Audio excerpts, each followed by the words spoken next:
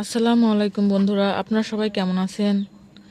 আজকে আমি আঁকি আপনাদের মাঝে নতুন একটি রেসিপি নিয়ে হাজির হয়েছি। আজকের রেসিপি খাসির মাংস রান্না।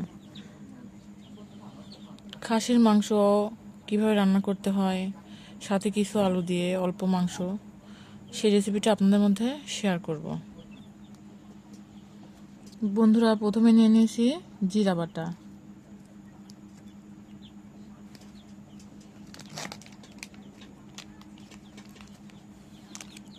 সহজে রান্না করার জন্য আমি রাঁধুনি মশলাগুলো চুজ করেছি। এগুলো দিয়ে রান্না করি, অনেক টেস্টি হয়।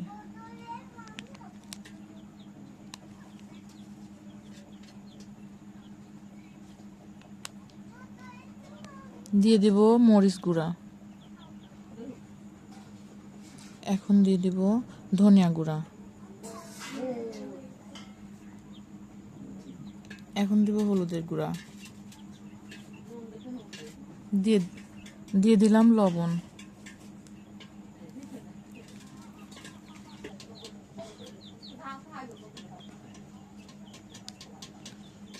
এখন দিয়ে দিলাম রাঁধুনি গুঁড়া মশলা, মাংসের যে মশলা আছে রেডি মিক্স সেটা।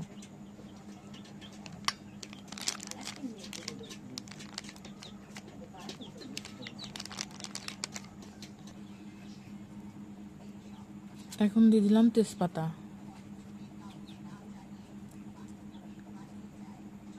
ফল এলাচ কয়েক টুকরো, দারুচিনি,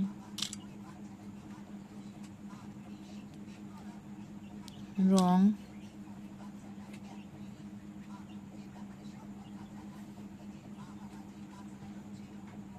আর এই ফলটা শেষে দিলাম একটু।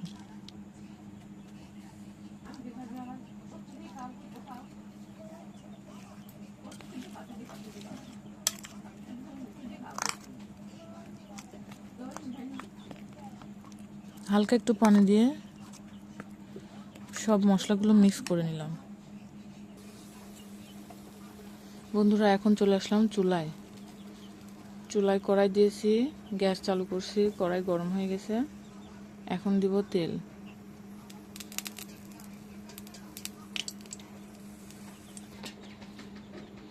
এখন দিয়ে দেব রসুন,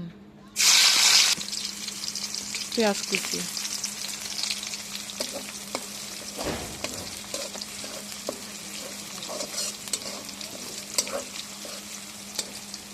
পেঁয়াজটা লাল লাল করে ভেজে নেব। আস্তে আস্তে নাড়তে থাকবো যেন ভাজিটা সুন্দর হয়, চারিদিকে একরকম হয়।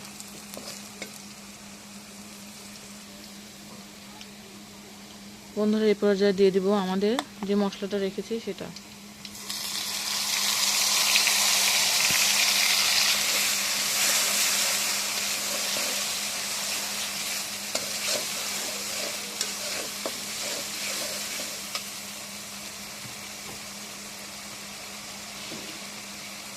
ধুয়ে দেব।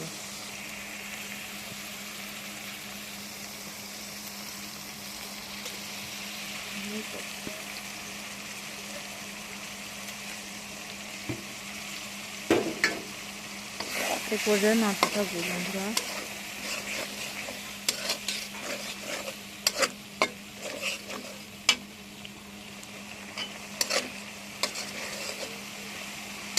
ভালো করে কষিয়ে নিব, মশলাটা সুন্দর করে কষিয়ে নিব। এর মধ্যে দিয়ে দেবো রসুন,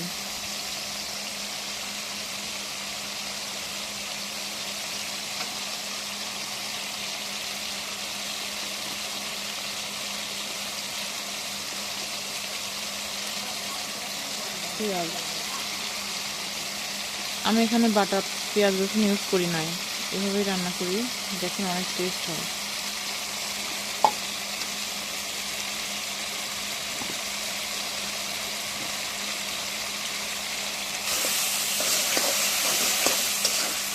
খুব সহজে আপনারা এভাবে যে কোনো মাংস রান্না করতে পারেন। হাতের কাছে থাকা উপকরণ দিয়ে, ঘরে থাকা যে উপকরণগুলো আছে ওগুলো দিয়ে চট করে রান্না করতে পারেন, অতিরিক্ত কিছু দিতে হবে না।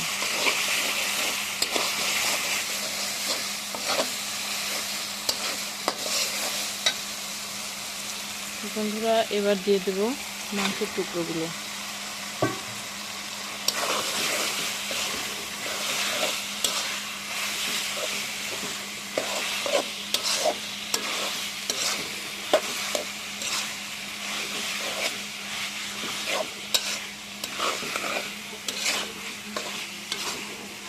এভাবে কিছুক্ষণ কষাতে থাকবো। যত কষানো যাবে ততই ভালো লাগবে।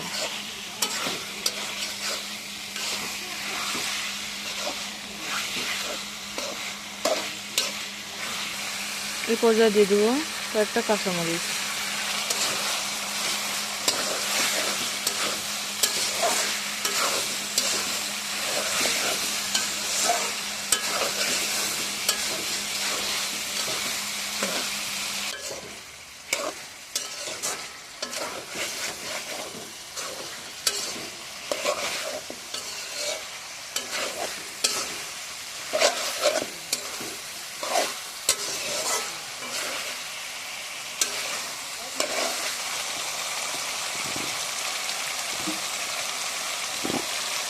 বন্ধুরা দিয়ে দেবো আলু, কেটে রাখা আলুগুলো এখন দিয়ে দিলাম।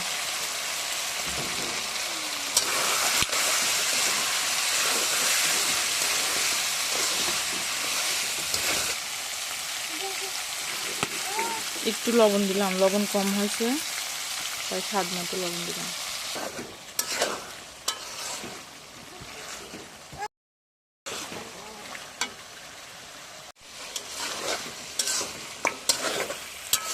এখন এই পর্যায়ে বারবার নাড়তে থাকবো, আর একটু কষায় নেব, তারপরে পানি দেব।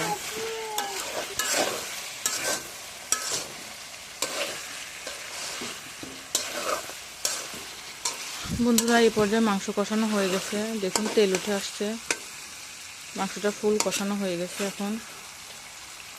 এখন দিয়ে দিব পানি দিয়ে ঢেকে দিব।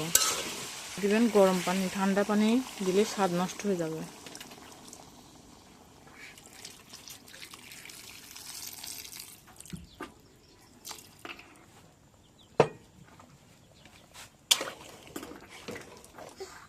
মাংসটা পুরোপুরি সিদ্ধ করতে হবে, তাই একটু বেশি পরিমাণে পানি দিলাম।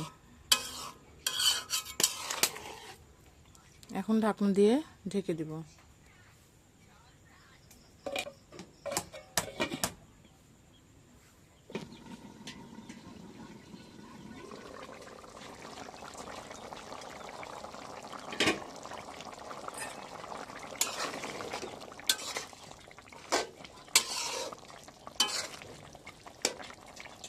বন্ধুরা এই পর্যায়ে আরেকবার তরকারিটা নেড়ে দিলাম। এর মাঝে আমি 2বার নেড়ে দিয়েছি, এখন আবার নেড়ে দিলাম।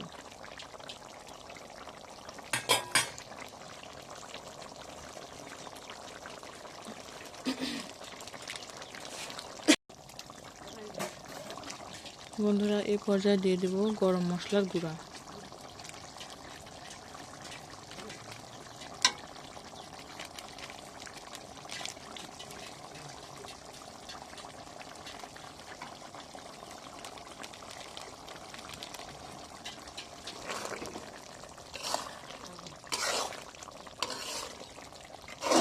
গরম মশলার গুঁড়া দিয়ে তরকারিটা নেড়ে দিব এবং ঢেকে দেব কিছুক্ষণের জন্য।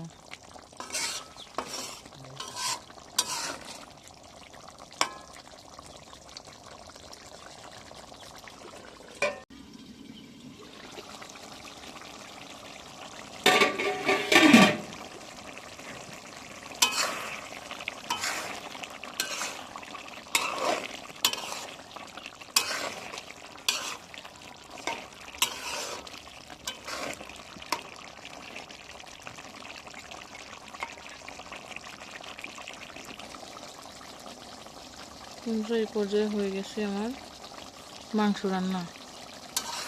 আর একটু 2 মিনিট জাল দিয়ে নামাই নেব। বন্ধুরা তৈরি হয়ে গেল আমার খাসির মাংস রান্না, আলু দিয়ে খাসির মাংস রান্না। আপনাদের রেসিপিটা যদি ভালো লাগে তাহলে একটা লাইক করবেন, একটা কমেন্ট, একটা শেয়ার, আর অবশ্যই সাবস্ক্রাইব করতে ভুলবেন না প্লিজ। আর আর আপনারা সবাই আমার রেসিপিগুলো ফলো করবেন, দেখবেন, এভাবে রান্না করার জন্য ট্রাই করবেন। আশা করি ভালো হবে ইনশাল্লাহ।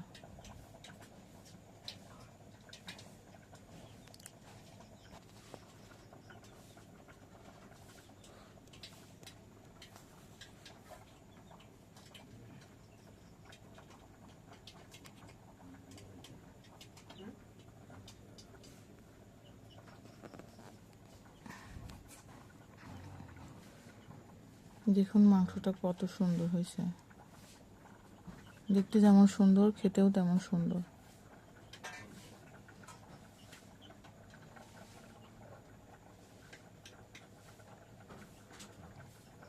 বন্ধুরা, আপনারা সবাই ভালো থাকবেন আর আমার জন্য দোয়া করবেন। আমিও দোয়া করি সবাই ভালো থাকেন। আর সবশেষে সবাইকে জানাই আসসালামু আলাইকুম।